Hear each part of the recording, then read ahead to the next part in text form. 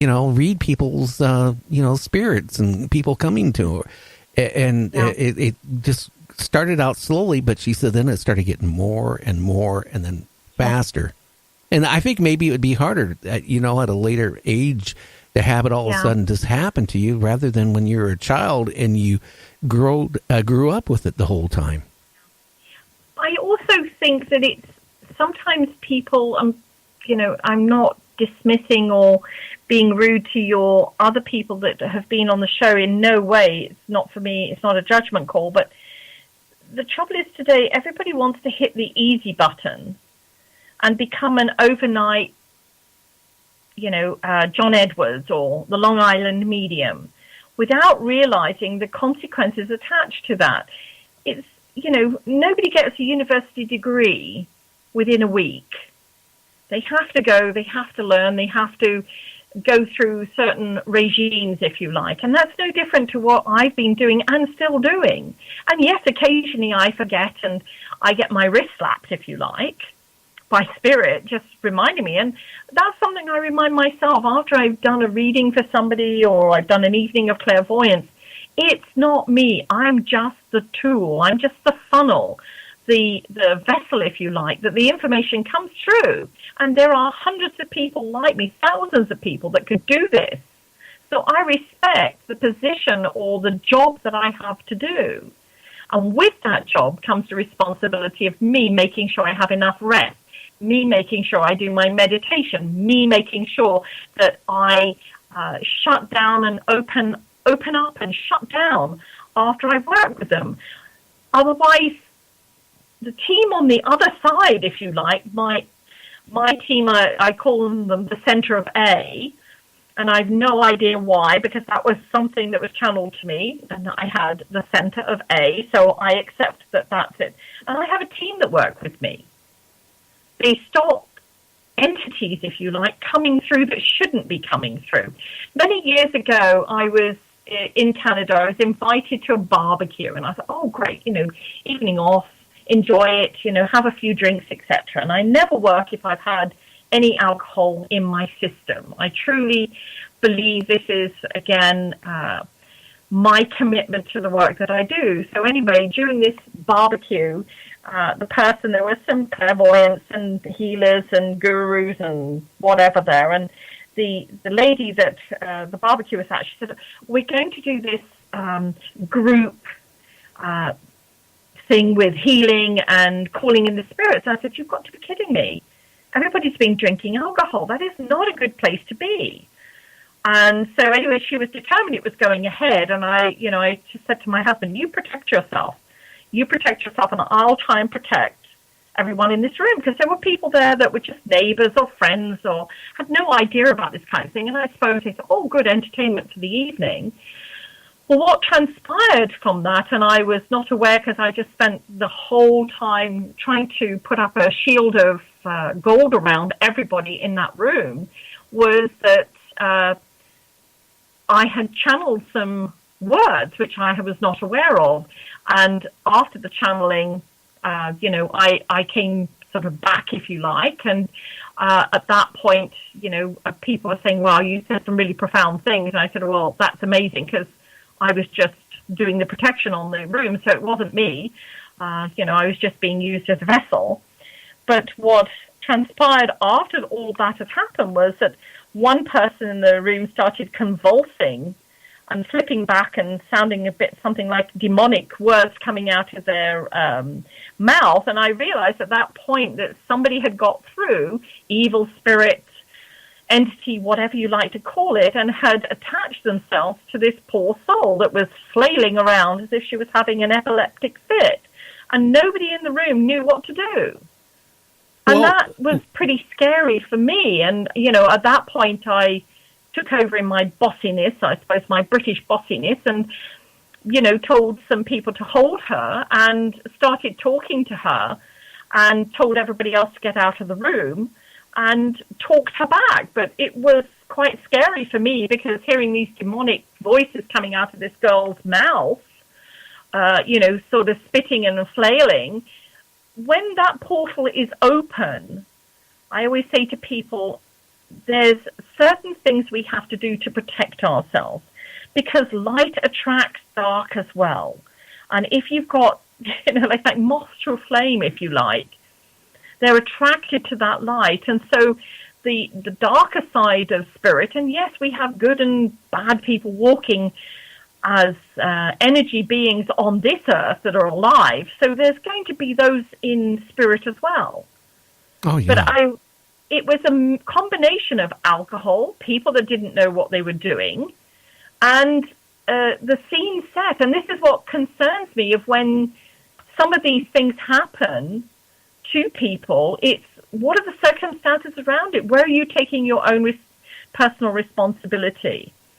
And so as I say, a lot of people want this easy button. They want to be out there doing this work without putting in the time and effort to their own spiritual journey and what they need to do. And I'm not saying you have to take a 20-year or 30 years to get to where you are, but you do need to know what you're doing. You don't get into a car and drive it without knowing how to drive that vehicle, because it can be dangerous. You can hurt yourself or you can hurt other people. Now, I got to ask you a question on this. When you ran into this, have you ever had anybody, when you were doing a reading, for example, that you realized they were evil? No, not at all. I've had some people that are maybe a little misguided, but never anybody.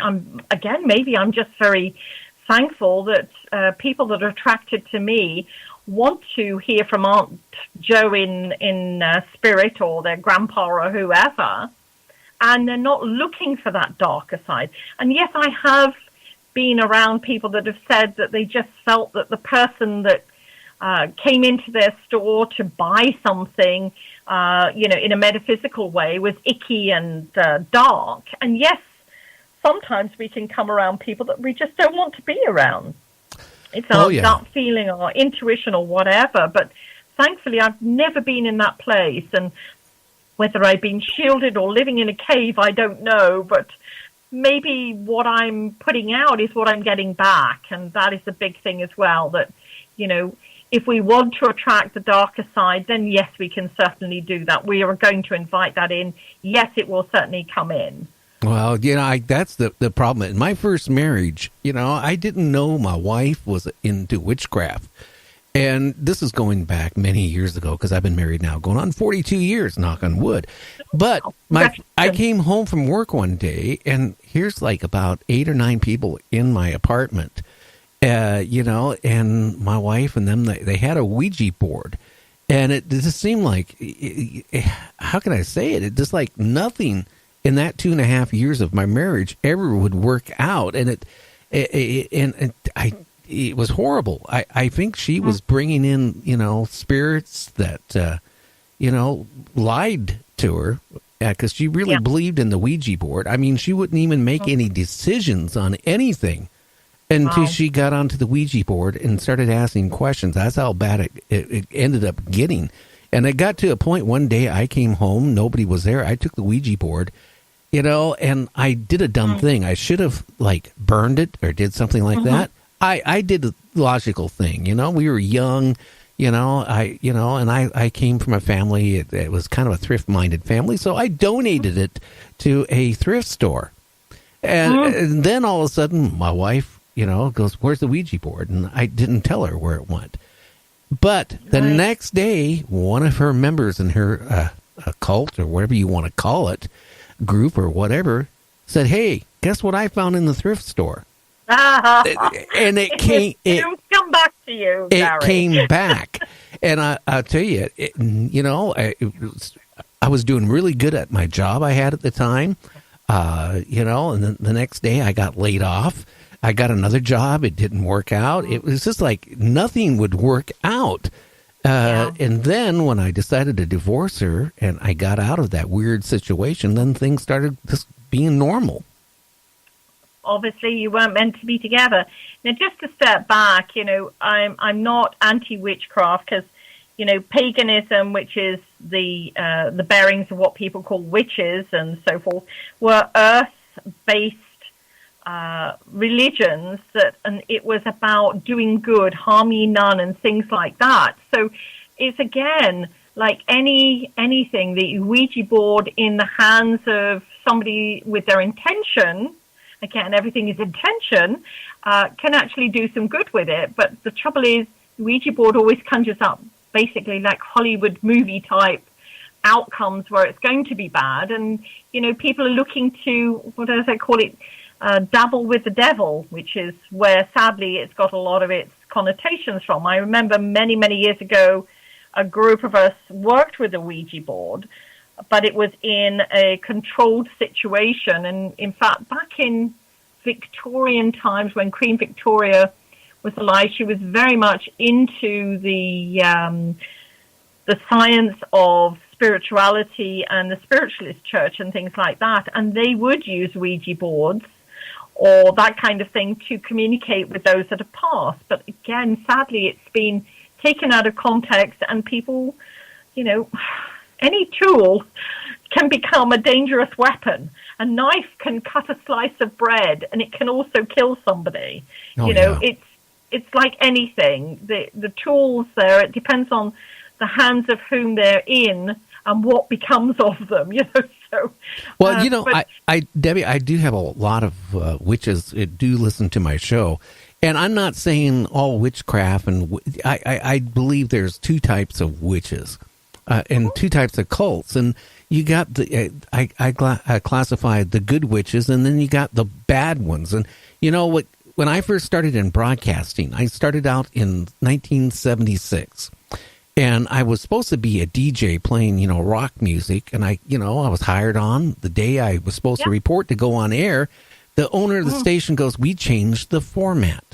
Now, meanwhile, I sold everything I had to move to Battleground, Washington State, to do this show, got an apartment and did everything. And I'm going, oh, my God, what type of format? Well, we're going to do talk radio. Well, hey, I was 20-some years old. I mean, I knew nothing about talk radio. And then he goes, well, do you know about politics? I go, kind of. I know, who the president is. And he goes, well, I don't think you can do a political show. And I just happened to look at some of the news things they had there on the coming off the fax machines or whatever they were. And I noticed that in the area, they were having people missing, and that the local sheriff was trying to break a cult. And I started thinking, oh, okay, a cult. Oh, a paranormal show. And I that was my first show, was paranormal. And actually in the Battleground, Longview area, Kelso area at that time, people were going missing. And it turned out it took a couple years before they broke it up. There was this coven of witches and stuff that actually were picking up hitchhikers and stuff like that, and then sacrificing them along with goats and animals and all this stuff. I mean, so that you got the good and you got the bad. So, I mean, absolutely. Yeah, and you have to be careful. Well, I always say to people, there's a fine line of balance between positive and negative, good and bad. But out of something bad always comes something good. Sometimes we need a wake-up call, or we need to be in an awareness of something that opens our eyes. There are so many situations that have happened, just in the past year, that people have either been brought together or thrown apart. And when they're thrown apart, then usually they come together in a better, more positive way as a result of it. Sometimes we walk around in this fog or mist of life and, become self-centered, and I'm guilty as charged. And then sometimes it just takes that little wake-up call for something bad to happen, for us to go, yeah, I need to change something here. This is what I need to do, or I need to help here, or I need to be aware of this situation or what's happening, and start making those changes. Oh, yeah. There's definitely a fine line between good and evil, and, we've only got to look in our world, and sadly some of the horrible things that go on, I'm not talking on a terrorist level, I'm talking with people molesting children, or, beating kids or starving them or whatever. Or animals. Harming animals or whatever. So there's always that element there that we have to, I don't know, stand